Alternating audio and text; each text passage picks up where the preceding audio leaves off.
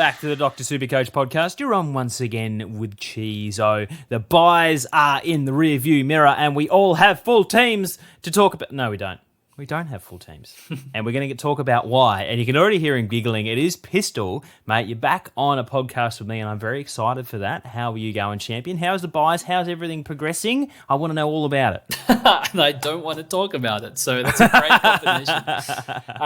Yeah, look, I'm glad that they're over as well, but probably for a different reason than most. But yeah, it was trying and draining, not having a bench going into the buys. Managed to get through with minimal donuts, really, just the two in round 18. But then I also had like Marek and Melican on field for a 37. So essentially only had 14 playing last week for a 19-24. So my fall continues to just over 3K, unfortunately, but is what it is. I'd say it's only upwards from here, but it's really, really not cheap. It's really not. Yeah, how'd you go? Not too bad. So I had a 2015 this week. Atkins being the sub meant that I had to take Marek's. Marek was my 19th, so I thought I was well positioned. And I did technically have 19, but the last two, I might as well be playing with 17, put it that way, Pistol.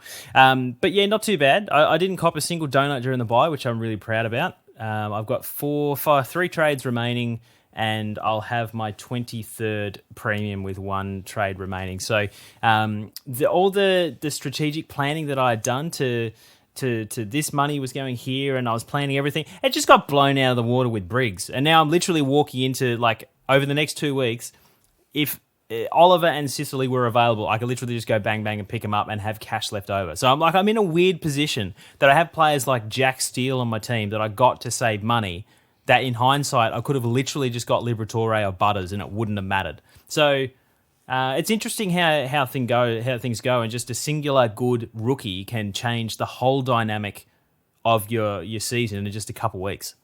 Yeah, well, look, some things are predictable and others are not, so I wouldn't worry about it. Plus, Oliver's unforeseen 1 to 2 week hamstring that has really reminded me 6 months now. It's just reminded me of that Jake Kelly from a couple of years back, his 6 week, 1 week injury, where I just held him for 1 week, 6 weeks in a row, and it derailed my season. So When did you have Jake Kelly? Josh Kelly. Oh, right. I was like, what? What are you holding him for 6 weeks for? I do feel very bad for the Oliver holders. I mean, you can't really predict that one, Cheezo, but we'll get into some of the topics, but look, Cheezo, this podcast is powered by Code Sports as usual. And last week we did a power rankings on the top premiums to have for the rest of the year. If you missed that one, I'd check that out. It's a pretty good ranking article, if I may say so myself. And I'll let you host because I don't know why I've just taken over the host seat. That rank, it was pretty rank. Oh. No, it's a terrible pun. No, like the ranks were pretty. I've said that the wrong way around.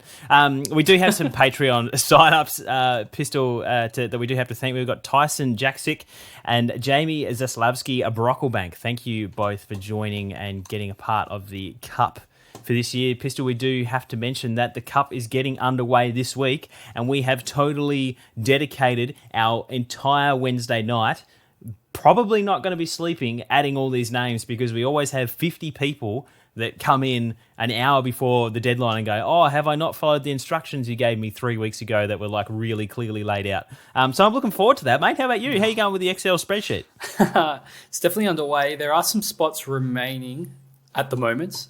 So as you know, first come, first serve, I will say, if you can jump in and message us now, if you're one of the late people, just to let us know, that would also save us a little bit of time. Everyone else, you're already taken accounted for. I might post something, Cheese, with everyone that's accounted for, so they don't bug us if they're in every day. But anyone who's just signing up now after this podcast is released, or I guess that only did it on Monday, please message us so we can just make sure.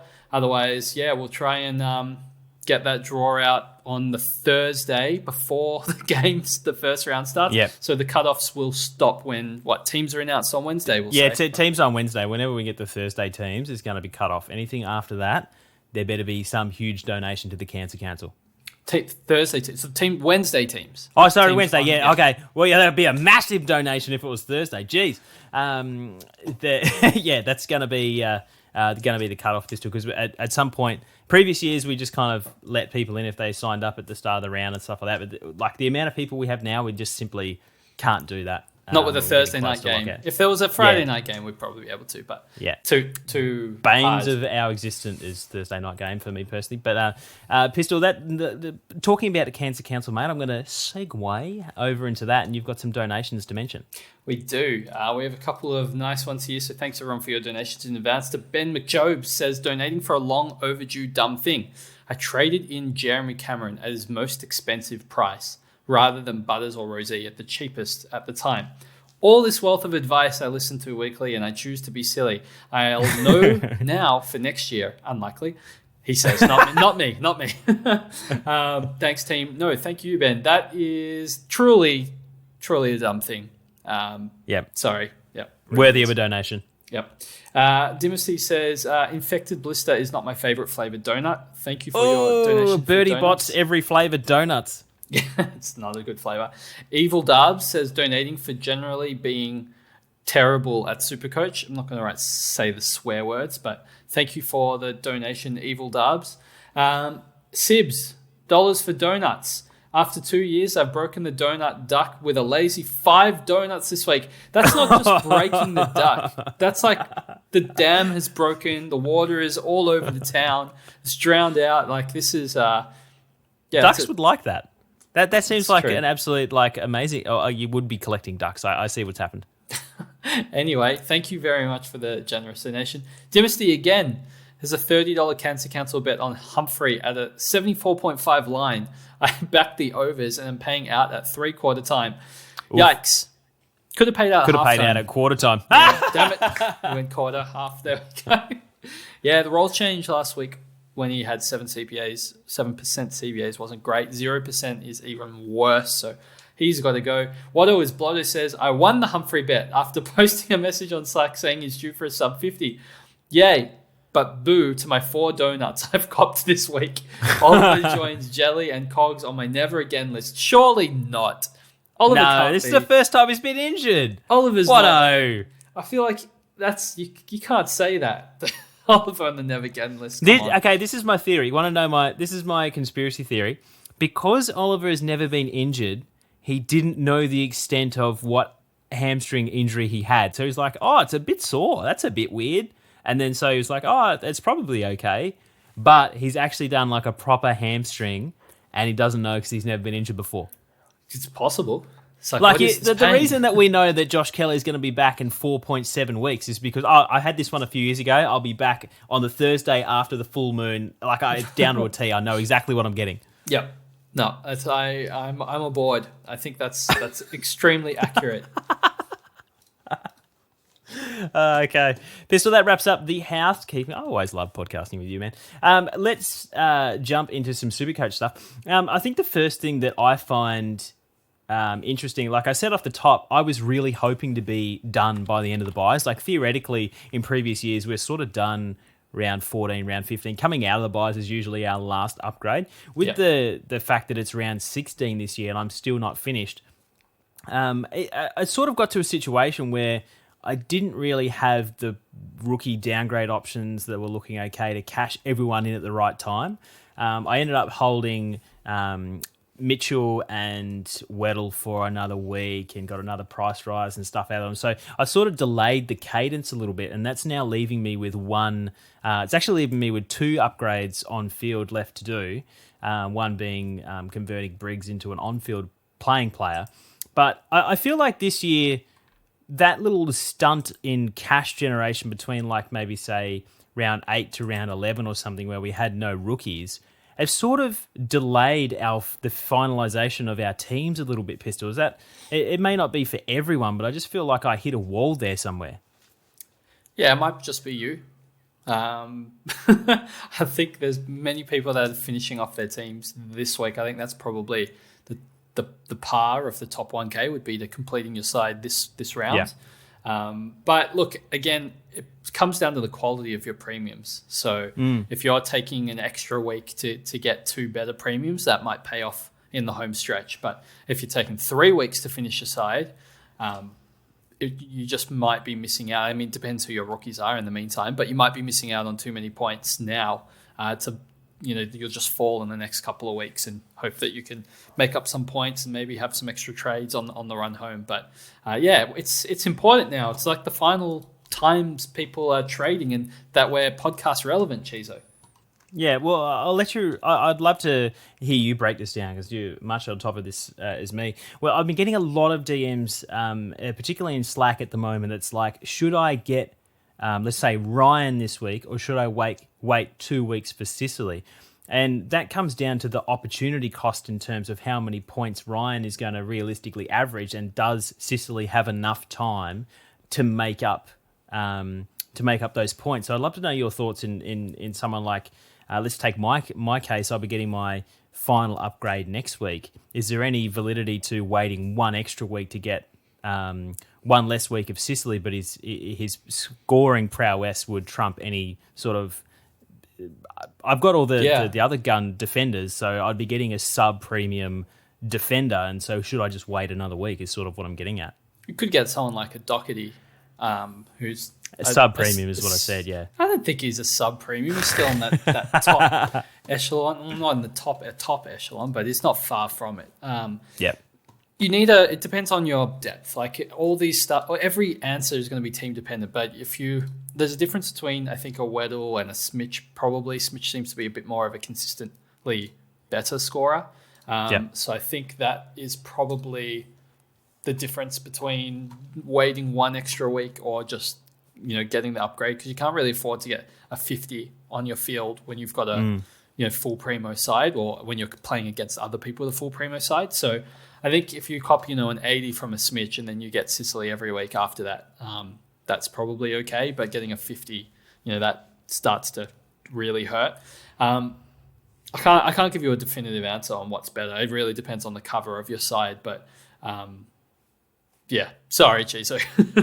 I guess it comes down, do you want 1 extra week of Luke Ryan versus Sicily or something like that is what one of the very common questions I'm getting. I'm getting a guy next week instead of Sicily the week after. I think with the limited amount of rounds that we're sort of getting into that area right now, it doesn't really matter how much Sicily or, say, Oliver is going to go from the week afterwards, is that if you've only got 7 weeks of their scores, they need to be averaging 15 points at least above whoever you bring in this week or next week to even come within cooey of matching them.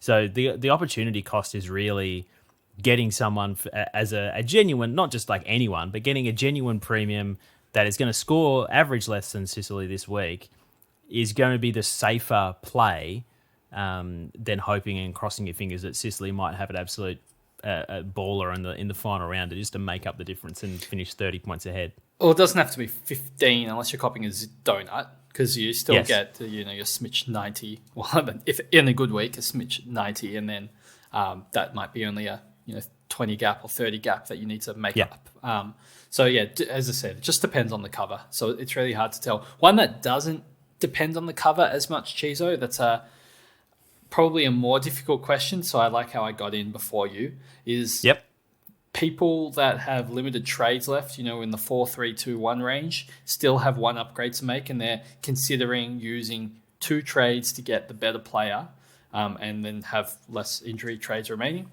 or if they should just go for one of the cheaper premiums instead and have an extra trade remaining. Someone like a Mills?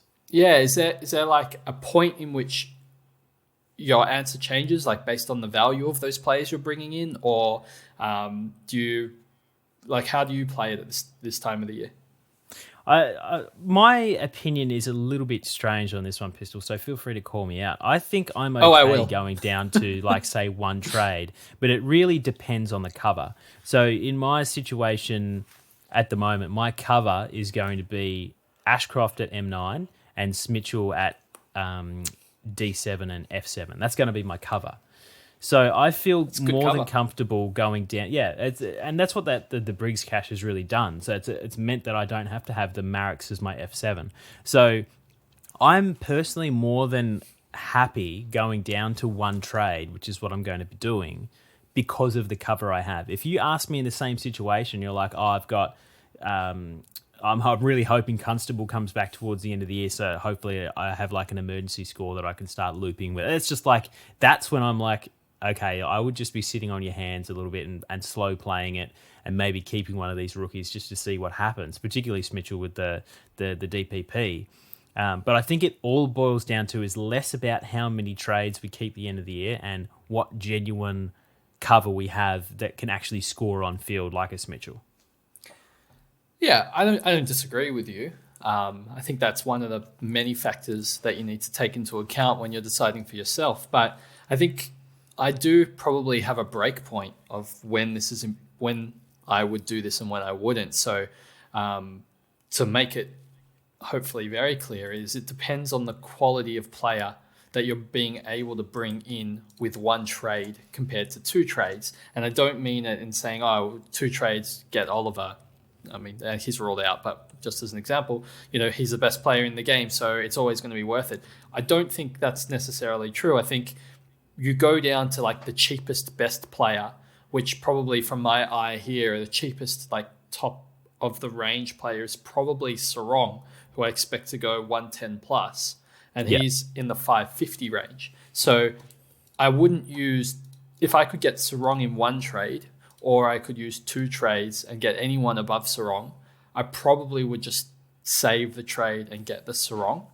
But if I'm below that threshold and it's going to be, I can either burn two trades to get Sarong or one trade to get, I'll say, Mills, I'm probably burning two trades because I mean, Mills is a different case because a lot of people are getting him at M9, but I'm saying specifically for your last on-field upgrade, like an M8. If you're looking in that Cripps range, at 457 on Mills next week, 400, maybe even LDU if he returns this week, 500. These guys have either scoring potential risks, like Cripps has been struggling to score of late. Mills, I think, is probably in that 95 to 100 range. Gut feel probably closer to the 95 than the 100. Yeah. Or the injury proneness, like LDU and Mills are both very injury prone themselves. I feel like at that stage, I'm using one trade to get, I guess, a worse premium, and then I'm probably using my trade I saved on them when they get injured in the future. So I think that's when I would burn the two trades and get someone who I think is in like a different tier of scorer. Whereas I feel like Sarong is the cheapest tier in the top tier, someone that you get. But if you already have him, it varies because it might be worth getting Mills and saving 200k if the next best cheapest player is like Libba at like 615k. Let's say your midfields are awesome, and that's your next best. And I probably wouldn't do that, for the extra 200k and the extra trade because there's an extra round, Cheezo, so we need to last a long time with one or two or three trades. It's not going to be fun or pretty. And look, and it's interesting coming from you because, like, you've got a history of not lasting long. Running out of trades. I will probably still run out of trades this year and also still have bad covers as far as my year is concerned. But it's listen to what I say, don't do what I do. Yeah, and I think that's absolutely right. Like, case in point is Jack Steele. Like, we penny pinch going, oh, we've got this underpriced premium. Like, I can get him in one trade rather than saving up and getting a Neil, which is one of the instances. Andy Brayshaw was the incidents for me. And for me, it was Neil. I went the one trade and got Steele instead of Andy Brayshaw, and I would have lost 400 points on that, probably, maybe more. So if you're shopping in the aisle of half, like, limbs hanging off and duct tape holding them together, I'd probably be using the two trades and getting a bona fide. Is that and getting Sarong? Are you on board with that, Pistol? That seemed to be the crux of what you're getting at.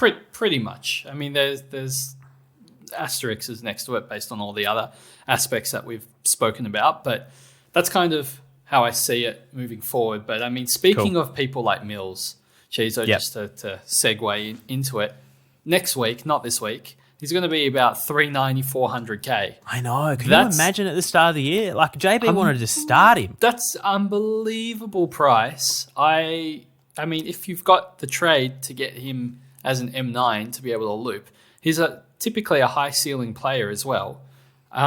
That's bloody awesome. Like, I can't believe being able to have Mills at M9. Like, that's insane. I would definitely recommend doing something like that if you've got the trades to pull that off, for sure.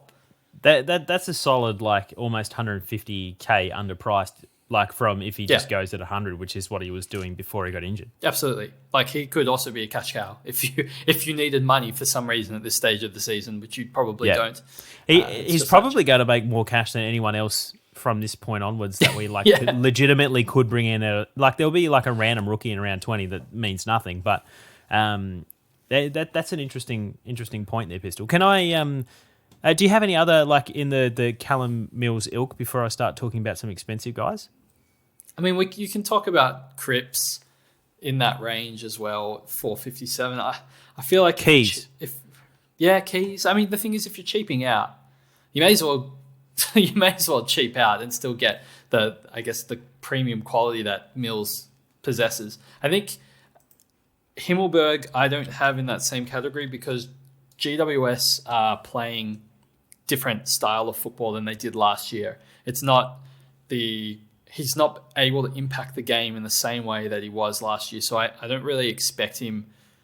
He doesn't look great, to be honest. Like he looks like a guy that might go 90, but I think he's going to go like 85, which you're paying almost for his average. The guy that does look good at the moment is Ben Keys. Yeah, I've got to give a special shout out to Mav from my Slack DMs because every single week for the last month he's been like, Keys? I'll be like, nah, I don't actually need to save money, so I'm not going to get him. But you do you. And then next week, 106, Keys? And then 2 minutes after lockout, or 2 minutes after he put up 119 this week, he was like, so how about now? And it's like, no, I'm not getting him. You do you. And in this instance, Keys seems okay. Nothing has changed in the last month. Like the reasons that he was scary to begin with are still there. His role could still change. Absolutely. I mean, look, 78% CBAs didn't really hard tag Dacos. I think Keys just looked really good in the first quarter. Like he was tearing us up in that first 10 minutes. And I thought, wow, Keys looks really good in the midfield. And I think the coaches agreed and they just left him there for the rest of the game. Yeah. And he scored well. So as long as he's playing well, he's probably going to be playing more as a midfielder now. And at 462K, I think I might prefer him over Cripps because of that DPP flexibility. I'm not sure I prefer him over Mills, but I think he can go around 100-ish. I probably prefer him to Mills.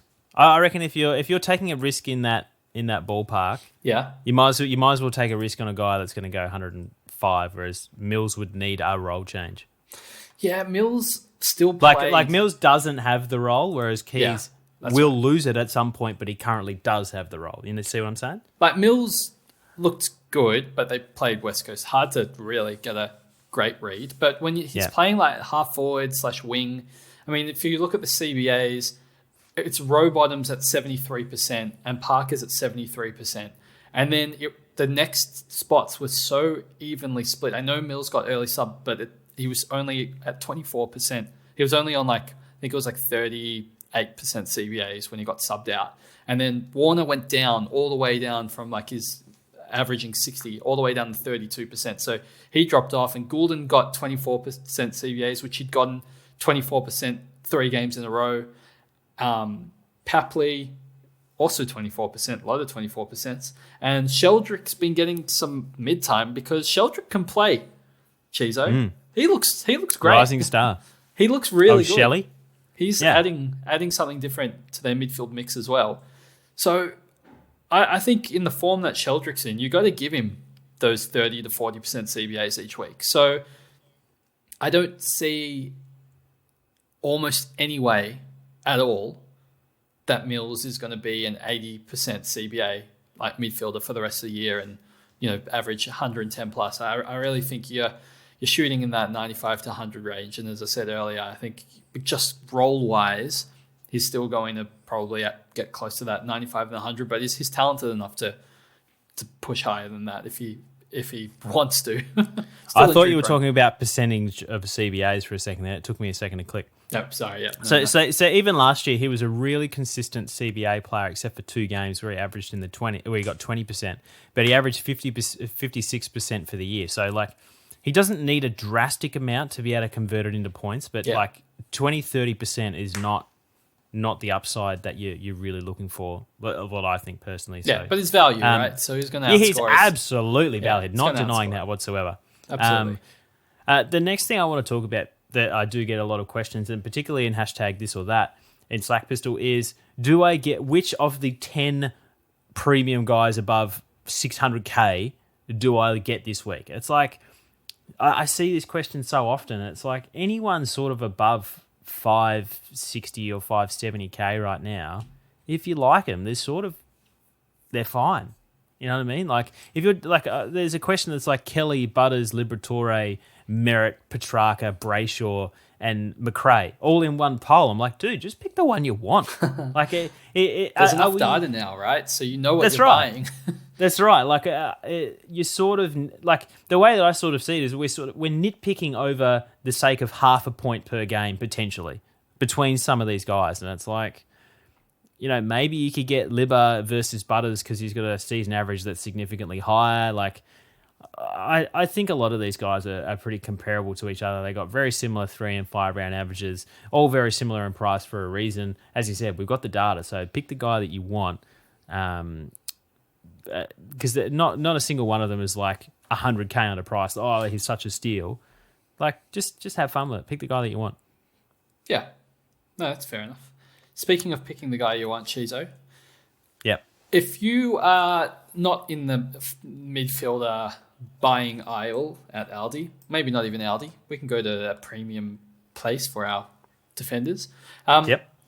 Who are you looking to finish off your back line if you've got, I guess I'll shout out some names that most people don't have, I guess, at this stage of the season. Mm-hmm. Houston, Doherty, Luke Ryan, perhaps. I mean, I can say Lloyd and Ridley as well, if that helps. Any of these guys vastly better than the other one? Yeah, Caleb Daniel. Okay. Vastly better, I would say no. I think, Houston, Doherty, Ridley, Ryan, I think all of these are very, very similar. I don't personally have one that's sitting higher than the other. The only thing that I would mention is current form, and I think that Rids particularly the last month, I think he's been fantastic. I can't really put it down to a change in the Bombers' game plan at all. I just feel like it's been a little bit more of a tough run, a bit more ball into the back line without any numbers to back that up, Pistol, where I've seen him being a little bit more influential just of recent.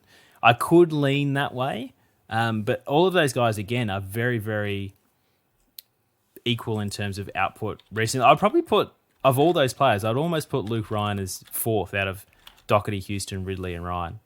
Oh, wow. Okay. I didn't expect that at all, actually. So, yeah, is that just because the other options are better, or you have something that you don't like about Luke Ryan?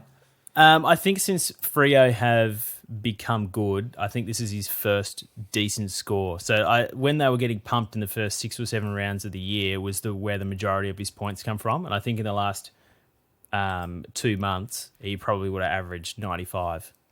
And again, just pulling numbers out of nowhere, I know you'll be able to completely refute that. Yeah, well, I will. No, I think JB had a really interesting point last week on the podcast about Luke Ryan.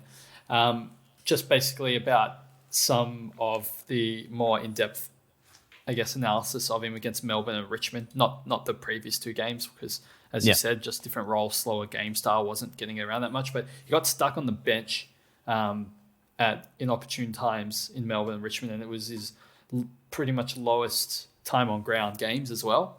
And that really impacted his scores. And I mean, got to hand it to JB because Luke Ryan then bounced back with a extremely high score this week, 143, and I also traded him in. Thanks, JB. So I do think he's probably better than what he's priced at 520k. I think he's decent value. I mean, I definitely not expecting him to average 110 for the run home, but I think he's probably that 105 range. I would put him third out of those defenders. I'm actually going to change my mind. I think Ryan's consistency. He doesn't really have a bad game. No, when he has a bad game, you're like, oh damn, he had an 80. Yeah. Well, right. Has he gone sub 80 this year? I don't think he has. Once, yeah, he got a 70. No, twice. He got a. I just changed player. So I'm going to check. See. He has not. No. So yeah, like 83s even in that month of poor form, he put out an 83, an 84, an 85, and a 91. So you know what? I think his consistency is going to help that upside. So when he has these 140 games, he's going to end up averaging better than the other guys just because he doesn't have quite as low a floor. Whereas I feel like Ridley in his bad games at least went below 80, below 70.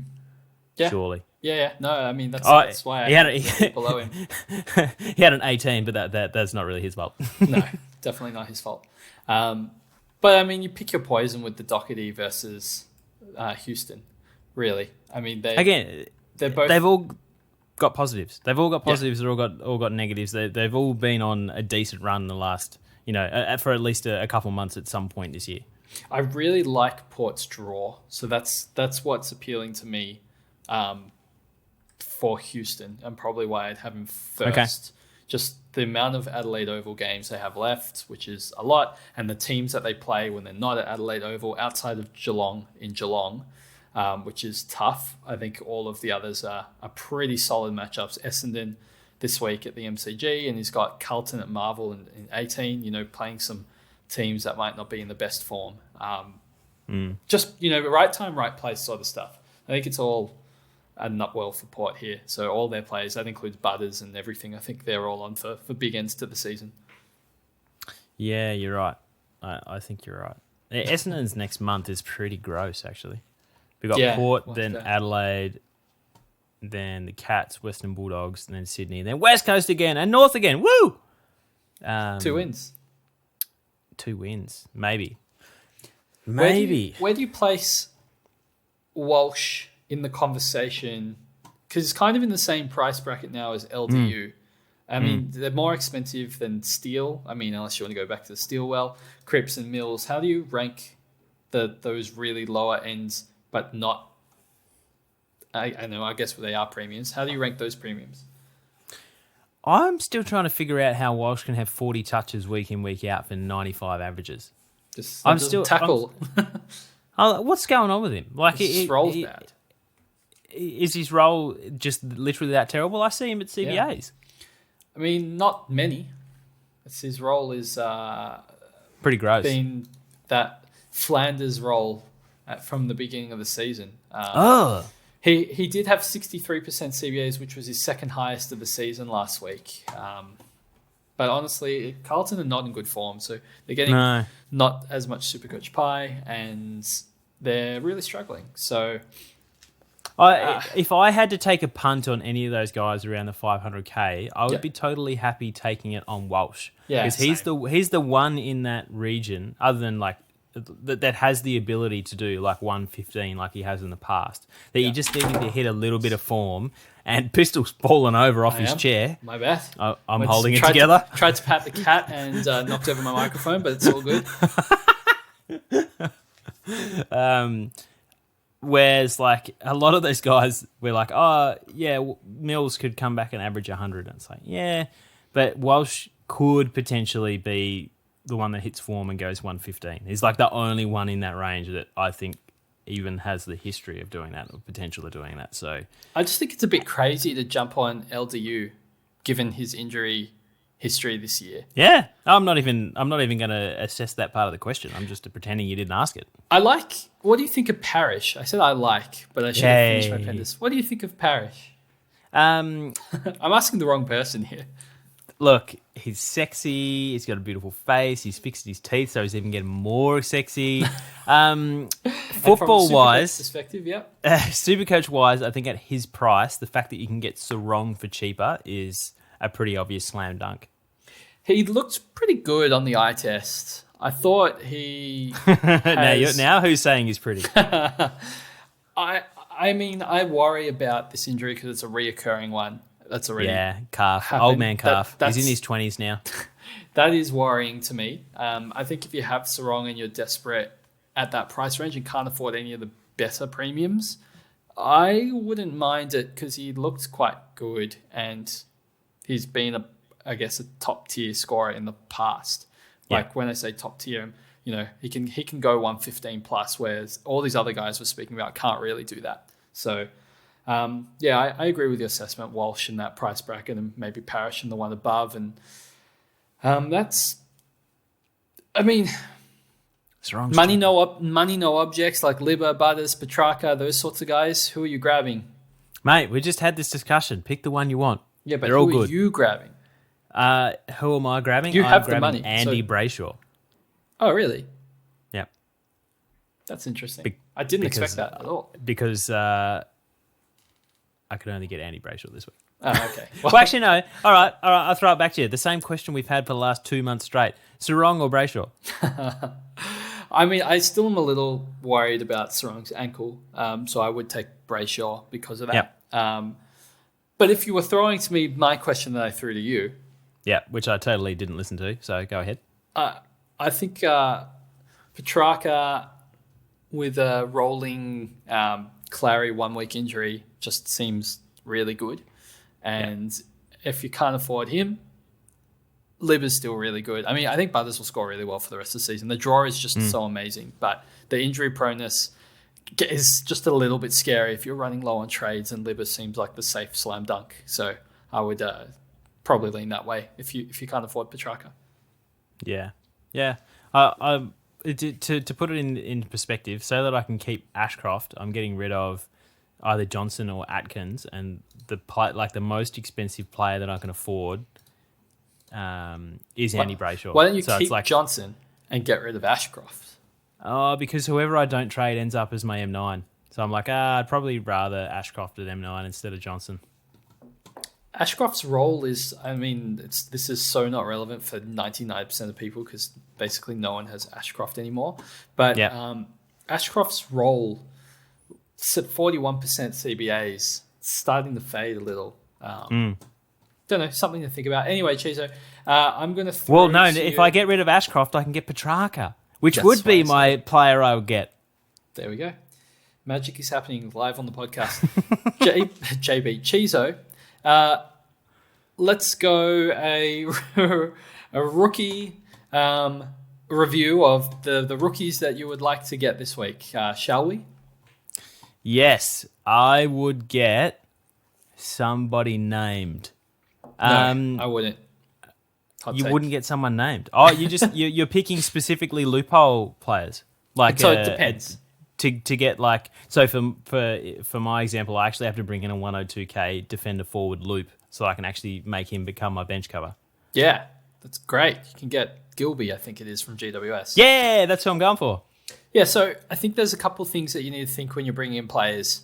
One, if you're bringing them in, if you already have a player at your F7, let's say you have Sheldrick, if you bring in an F8 and you bring in Marek, he's going to block your Sheldrick loop. By blocking the loop, he's not doing your team any service at all.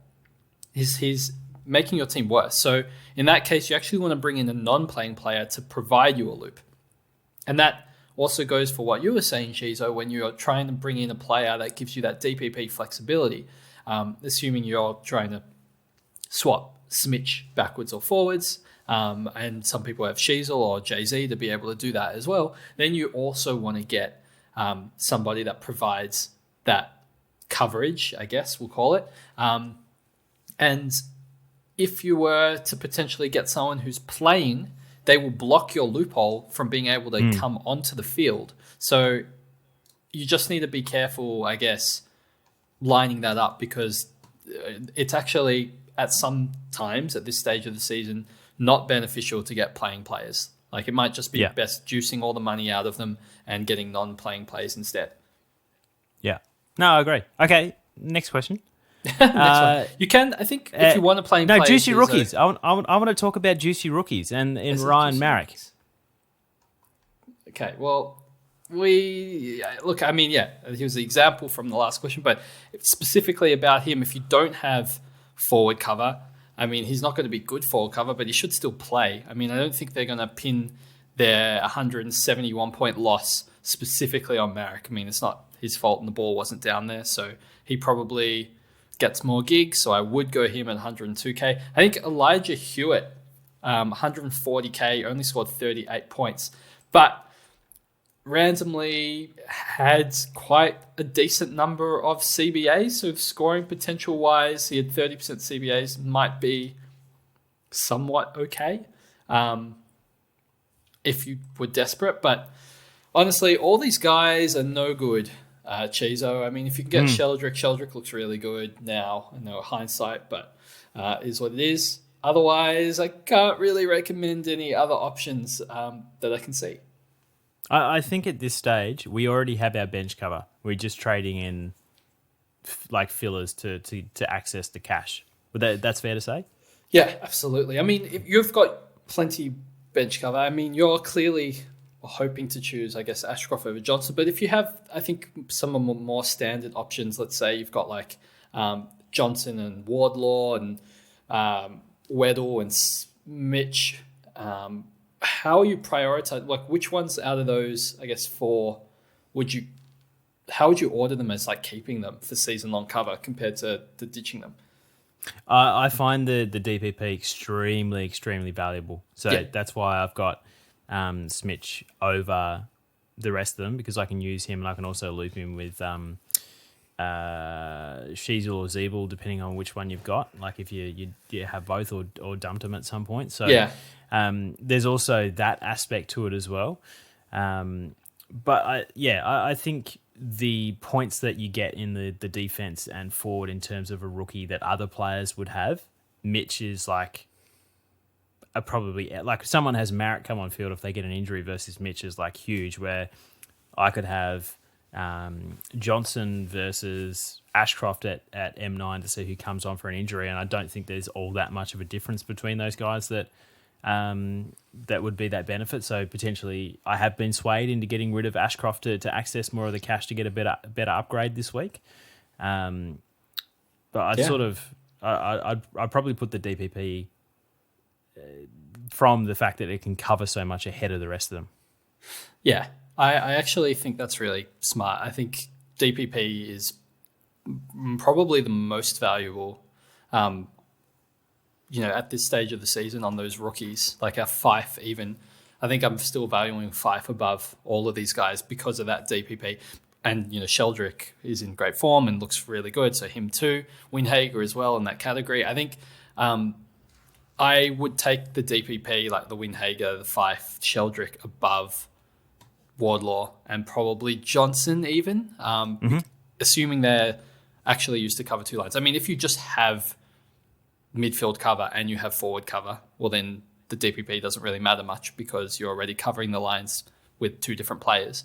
But if you don't have that, then I think you've got to prioritize the DPP because more cover across lines is better than no cover in lines just for a slightly better pick. Because at the end of the day, these guys are all going to go within the same ballpark. Yeah. And every time you say lines, it just the way you say it reminds me of your boy Jared Lyons, just averaging 40 touches and 2 goals a game in the VFL, not getting a game. It must be terrible for your keeper league, mate. I'm really feeling for you. That pretty much wraps up everything we had. We had planned to go through question by question in podcast questions on Slack, mate, but we've actually really hit the nail on the head on every single one of them except for JB's question, which was more of a statement. So we've really just kind of covered everything off, and I appreciate the chat that I've had with you. Yeah, I'll just read off his statement. All it says is that Cheezo is the worst SuperCoacher. That's literally the statement. So thanks, JB. I appreciate the contribution. But thanks for writing in, JB. We appreciate our fans. No, thanks everybody for tuning in. I mean, short one, but hopefully still. I think this is our shortest of the season. Hopefully still full of goodies. But we look forward to talking about the Cup, seeing how that goes down, round one of the Cup. And good luck for the rest of your week this weekend. And don't forget to check out JB's weekly captaincy video. He does have over on YouTube. He's been absolutely nailing them recently, and he's getting very competent and watchable. And even when he was crook last week, he made a really, really good episode. So make sure to check that out and leave some comments. And you can catch us all on our socials if you haven't got them already. Twitter is Dr. _SC for the main page. Cheezo _DRSC, Pistol _DRSC, and JB _DRSC. And we'll catch you all in the next Dr. SuperCoach appointment.